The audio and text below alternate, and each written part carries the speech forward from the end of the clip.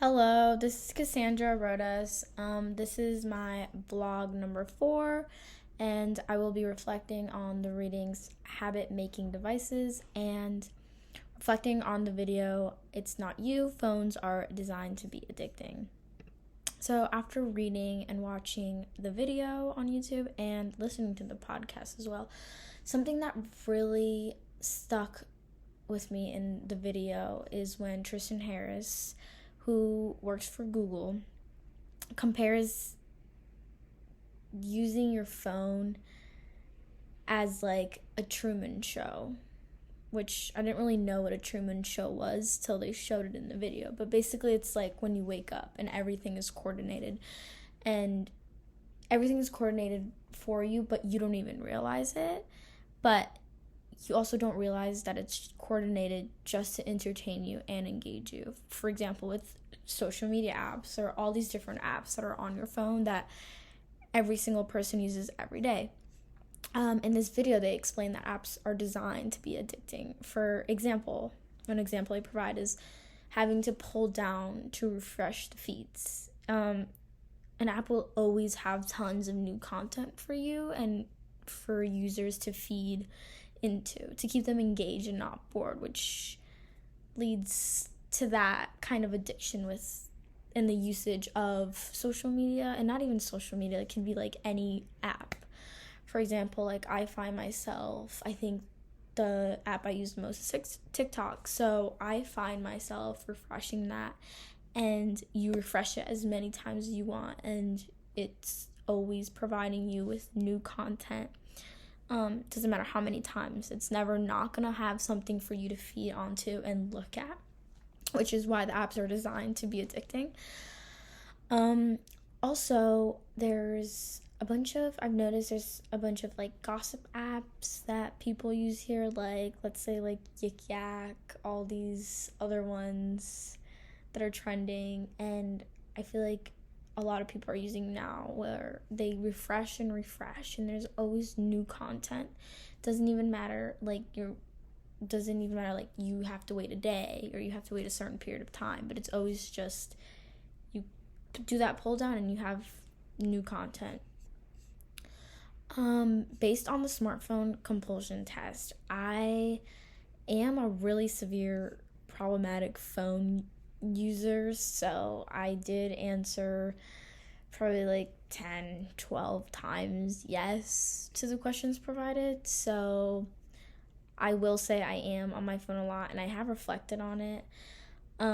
Based on the data I collected for the mindfulness project, I noticed several habits and routines connected to my iPhone. One of them is the tendency to check my phone immediately after waking up.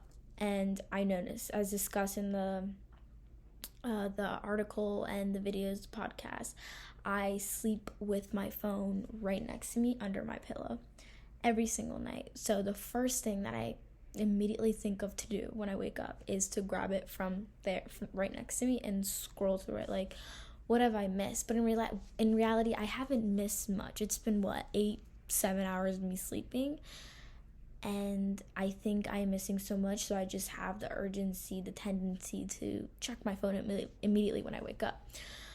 It's become a part of my morning routine. I scroll through notifications. Sometimes I don't even get them.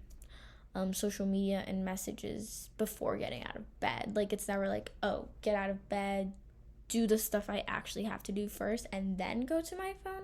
But no, it's the other way around, which I know a lot of people do that. This pattern, it might be driven like based on curiosity and like the need to catch up, but it's just, I think of it as like an addiction, and like not necessarily a really bad way, because I know I have my limits to how much I use my phone, but I could definitely work on it. My data showed that I am more active on my phone late in the afternoon. I am really busy throughout my day, so I'm not like always on it, I will say.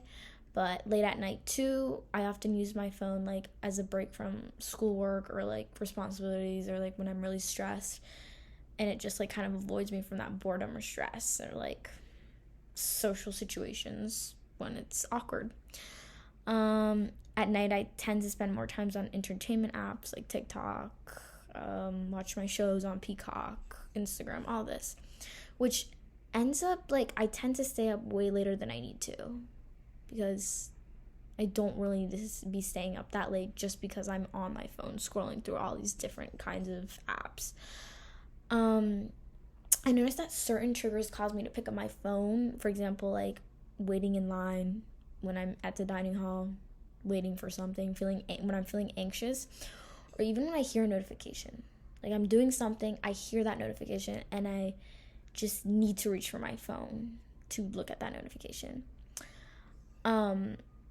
Which they discussed this in the video. Phones are designed to be addicting, because it's like an intentional thing, because they want to capture our attention and create habits and behaviors, which they do a good job in doing.